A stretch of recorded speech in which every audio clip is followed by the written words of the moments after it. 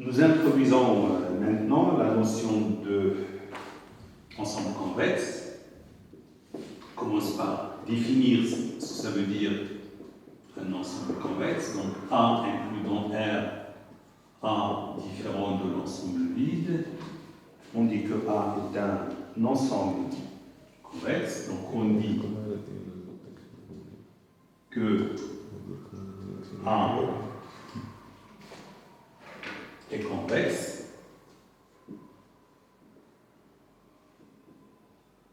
si, quel que soit xy appartenant à A, quel que soit lambda appartenant à l'intervalle 0,1, lambda x plus 1 moins lambda y appartient toujours à A. Autrement dit, si vous prenez deux points x et y, donc autrement dit, quel que soit xy appartenant à A, donc A est convexe, si quel que soit xy appartenant à A, l'intervalle xy est inclus dans A. Deux petites remarques.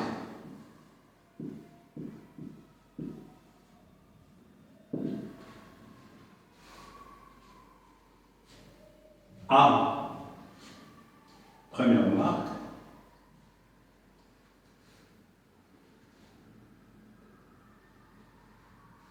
donc A est convexe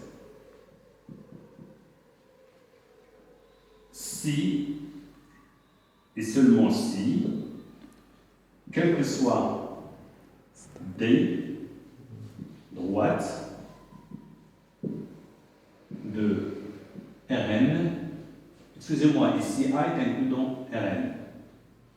Donc, quel que soit D droite de Rn, A inter ce droite D est toujours un intervalle.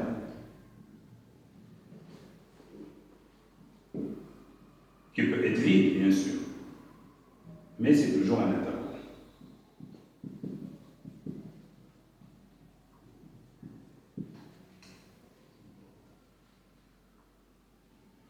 Une autre petite remarque, c'est que la condition de convexité qu'on a écrite ici, dans la définition, le lambda, on peut dire que A est convexe si, et seulement si, quel que soit xy appartenant à A, et quel que soit lambda appartenant à l'intervalle ouvert, 0,1. Lambda x plus 1 moins lambda y appartient à A. C'est-à-dire qu'on n'a pas besoin des extrémités de lambda égale à 0, lambda égale à 3, parce que c'est simplement lorsque lambda égale à 0, alors lambda x plus 1 moins lambda y, c'est simplement y qui est évidemment dans A. Et si lambda égale à 1, alors lambda x plus 1 moins lambda y, c'est simplement x qui est aussi dans A. Quelques exemples d'ensemble convexe.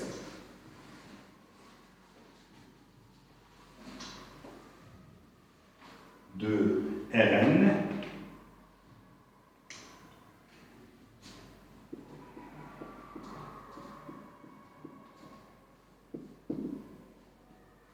donc sur Rn, la boule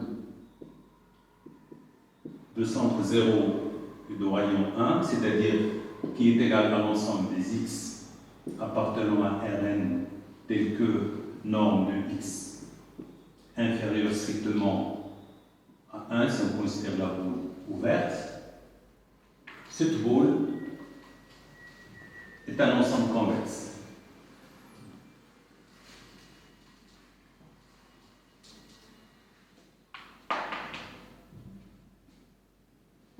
Un singleton, petit x, tel que X appartient à Rn, est toujours convexe, un ensemble convexe.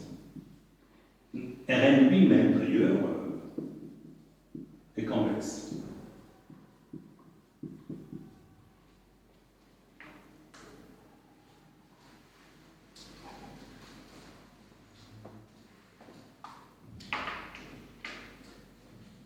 Un autre exemple, si V appartient à Rn et R un nombre réel, alors A, l'ensemble A des X appartenant à Rn, tel que le produit scalaire de V par X est inférieur ou égal à R, est lui aussi convexe. Je termine par un dernier exemple très intéressant celui-là. Donc, l'ensemble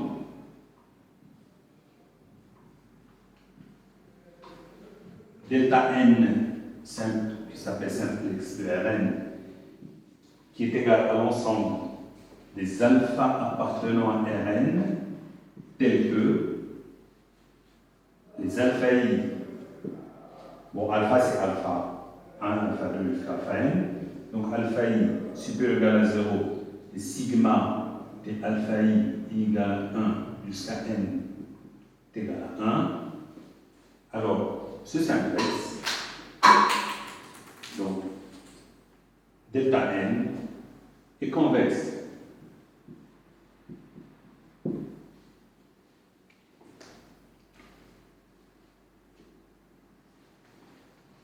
Maintenant, comme pour les ensembles des sous-espaces affines, on se rappelle qu'on a introduit la notion de combinaison affine. On va faire un petit peu la même chose ici pour les ensembles complexes.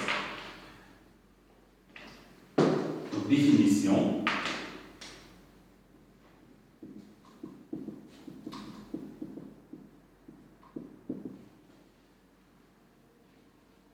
Donc, soit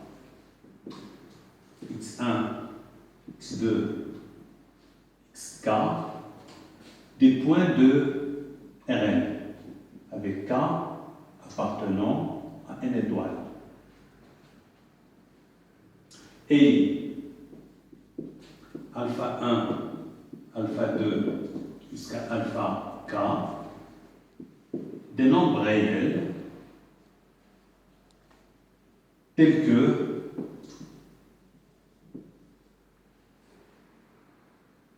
alpha i est supérieur ou égal à 0 et sigma i égale à 1 jusqu'à k de alpha i est égal à 1.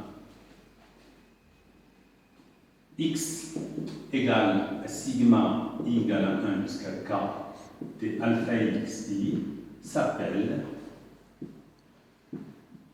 alors combinaison convexe des xi pour i égale à 1 jusqu'à k. Pourquoi on a introduit cette définition? C'est comme pour les sous-espaces affines, on va parler d'enveloppe convexe. Donc, définition.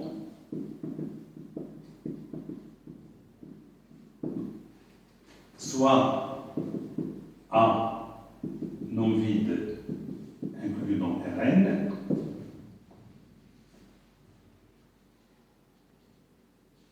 on appelle enveloppe convexe de A, de l'ensemble A, et on note conv de A, l'ensemble,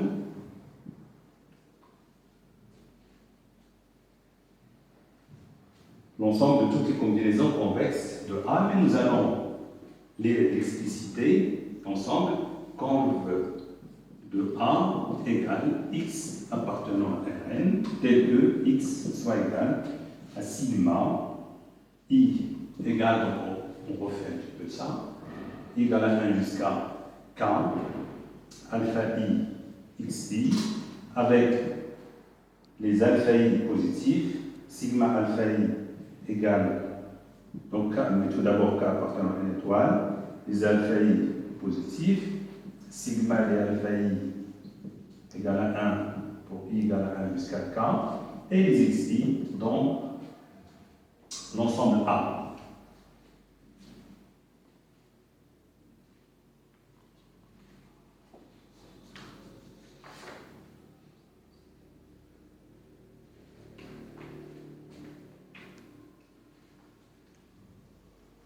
Donc, de la même manière que on a vu avec sur l'espace affine, nous avons un certain nombre de résultats qui découlent de la définition de l'enveloppe convexe. Ces résultats sont que une enveloppe convexe d'un ensemble A est toujours un ensemble convexe et que c'est le plus petit ensemble convexe qui contient A. Donc, proposition.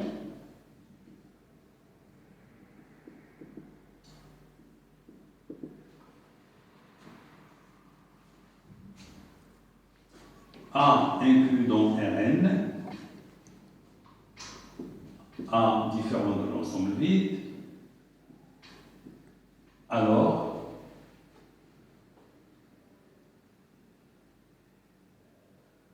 compte de A est convexe.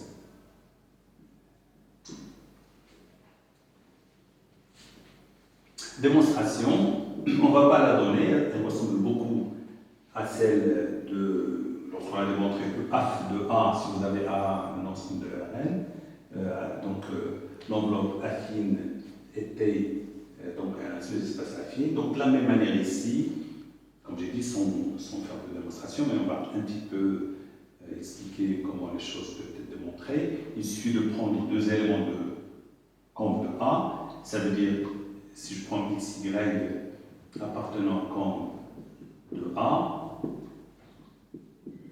donc x, ça va être égal à sigma I égale à 1 jusqu'à K de alpha I xi, y, ça va être égal à sigma I égale à 1 jusqu'à K de bêta I xi. Là, j'ai un petit peu je suis allé un peu plus vite que lorsque j'ai fait la démonstration. J'ai donné des indications sur la démonstration concernant un ensemble, un sous-espace affine. Bien sûr, lorsque je prends x et y, on n'a pas forcément les mêmes points, les mêmes éléments de A qui apparaissent. Mais qu'est-ce qu'on fait? On complète, quitte à mettre des coefficients nuls. Par exemple, supposons que x égale à alpha 1 x1 plus alpha 2 x2 et que y est égal à bêta 1 y1 plus bêta 2 y2. Il suffit d'écrire que x c'est quoi? C'est alpha 1 x1 plus alpha 2 x2 plus 0 y1 plus 0 y2 et que y c'est tout simplement, je translate un petit peu, je mets 0 x1 plus 0 x2 plus, et là je mets le bêta 1 y1 plus bêta 2 y2. Et je me retrouve avec x qui a les mêmes éléments que y. Ok, donc voilà, c'est pour ça, quels que soient deux éléments de compte de A, je peux supposer que j'ai les mêmes éléments de A qui apparaissent dans les combinaisons de chacun des deux éléments. Voilà, la suite devient évidente. Donc, si je prends x, y dans le compte de A, alors lambda x plus 1 moins lambda y va s'écrire sigma, et donc voilà, lambda alpha i plus 1 moins lambda bêta i xi I égale 1 jusqu'à K.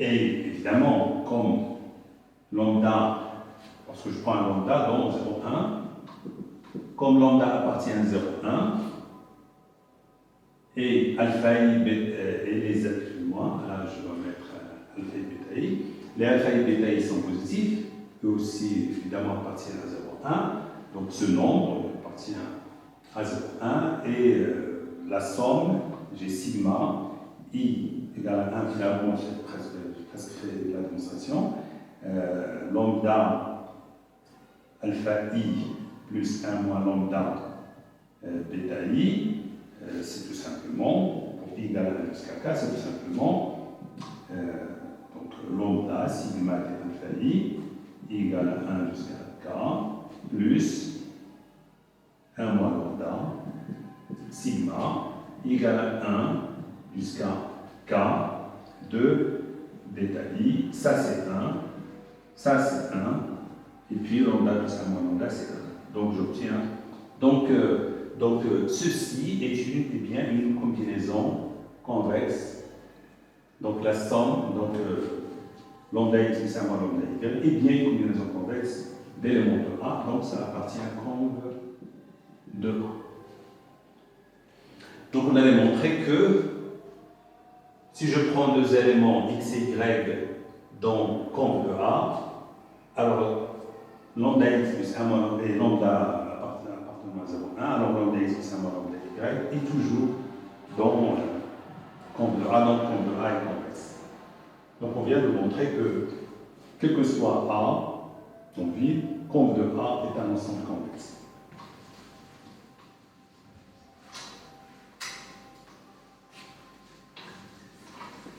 Une autre proposition, c'est que conve de A n'est pas seulement convexe, mais c'est le plus petit convexe qui contient A. Donc une autre proposition,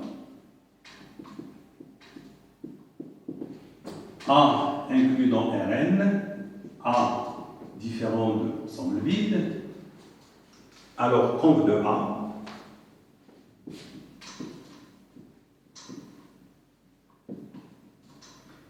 est le plus petit, au sens de l'inclusion, est le plus petit ensemble convexe qui contient A. Comment on peut démontrer cela? La première chose, c'est que, essayer de montrer que, bon, on ne va pas dans la démonstration, on va donner quelques indications. La première chose est de, bien sûr, constater que conve de A est convexe, ce qu'on vient de démontrer. Deuxième point, donc ça c'est le premier point. Le deuxième point, c'est que si C est convexe et A inclus dans C, donc si je trouve un ensemble C qui est convexe et qui contient A, je dois montrer que, alors, on doit montrer que conve de A est inclus dans C.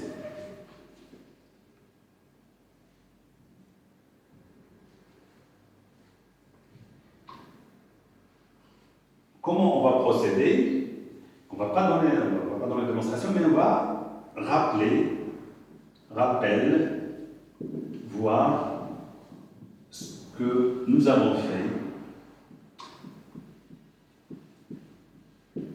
pour les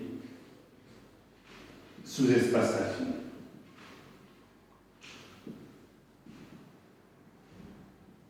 Donc, la démonstration est identique. D'accord, donc, ça veut dire que je vais prendre n'importe quel, d'ailleurs, on peut annoncer une proposition, petite proposition, c'est que si A est convexe, alors tout toute combinaison convexe de A appartient à A. Autrement dit, alors, combe de A est au fait tout simplement A. Donc si A est convexe, j'explique un petit peu ça. Si A est un ensemble convexe, alors toute combinaison convexe, quel que soit xi appartenant à A, quel que soit alpha i des réels, tels que sigma i égale à 1 jusqu'à k, là aussi i égale à 1 jusqu'à k, pour k appartenant à n étoile, tel que sigma i égale à 1 jusqu'à k et alpha i égale à 1, et que chaque alpha i est positif. Alors, si A est convexe, donc quel que soit xi, quel que soit k, quel que soit alpha i, qui vérifie ça, nous avons sigma alpha xi appartient à A, i égale à 1 jusqu'à k.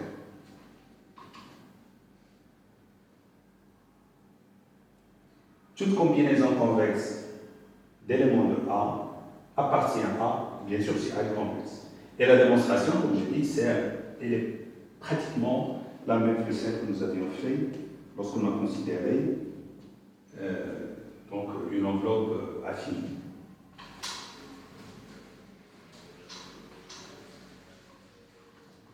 Donc maintenant nous allons nous intéresser à quelques opérations qui préservent la convexité des ensembles, des opérations simples.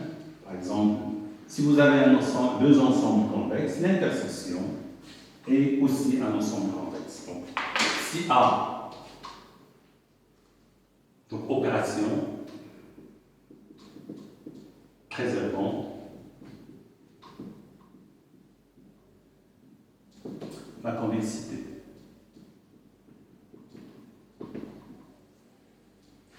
A, B inclus dans Rn, A, B convexe, alors A inter B est convexe.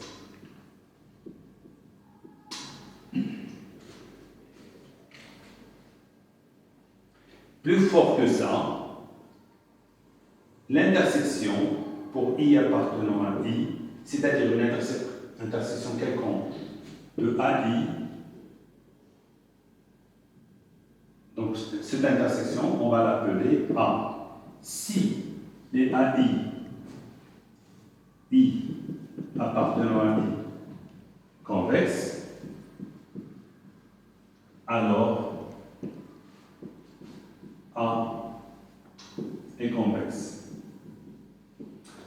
Donc, une intersection quelconque, pas seulement de deux éléments, une intersection quelconque d'éléments d'ensemble convexe est toujours un ensemble convexe.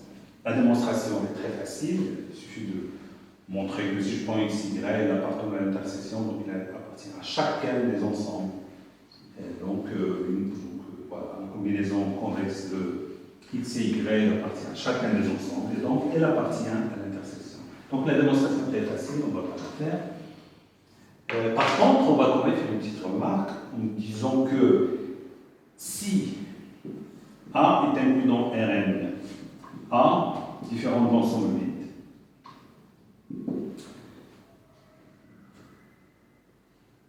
Alors, ça pourrait être considéré comme une petite proposition. D'ailleurs, cette proposition est souvent donnée comme définition de combe. Donc, combe de A, c'est quoi?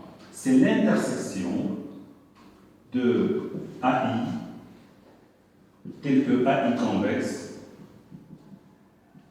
AI contenant A. Donc, c'est quoi combe de A? Nous, on a préféré une définition constructive de combe de A. C'est-à-dire comment combe de A peut être obtenu par construction de combinaisons convexes d'éléments de A. Mais souvent, dans plusieurs livres, vous pouvez trouver une autre définition qui dit que combe de A, c'est tout simplement l'intersection de tous les convexes qui contiennent A. On peut établir, bien sûr, l'équivalence des deux définitions, mais c'est facile et on le trouve partout, donc on ne va pas s'attarder à le refaire.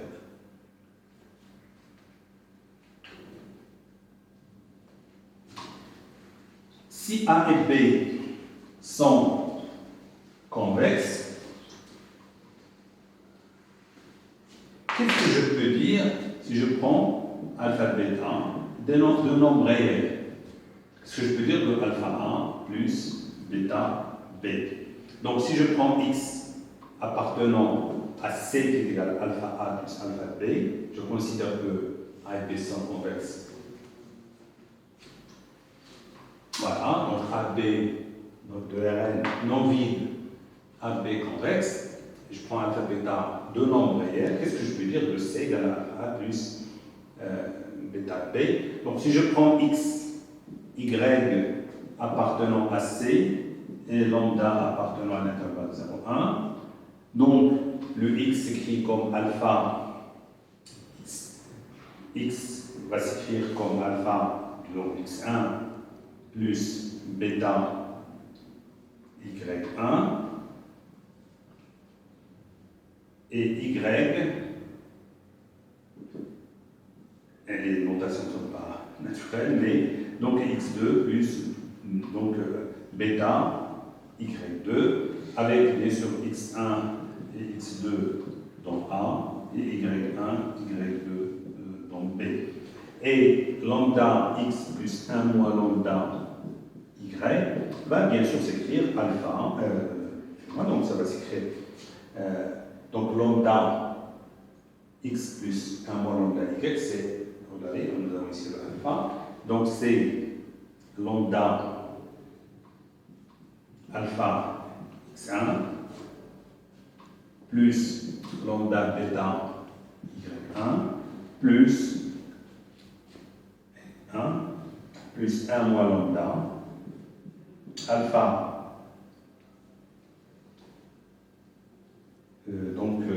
voilà, et alpha x2 plus 1 moins lambda bêta y2 et normalement qu'est-ce que je cherche à obtenir? Je cherche à obtenir que ceci, lambda x plus 1 moins lambda y, qui appartient à alpha A, donc à C, à alpha A plus, donc c'est alpha, or j'ai x1 et x2 qui sont dans A, donc lambda x1 plus 1 moins lambda x2 est dans A, donc voilà, donc je le fais comme ça, et j'écris que c'est alpha lambda x1 plus 1 moins lambda x2 plus bêta lambda y1 plus 1 moins lambda y2. Ça appartient à B parce que B est convexe et que y1 et y2 sont dans B. Et ça appartient à A parce que, de la même manière, x1 et x2 sont dans A et on a là lambda x1 plus 1 moins lambda x2. Voilà, donc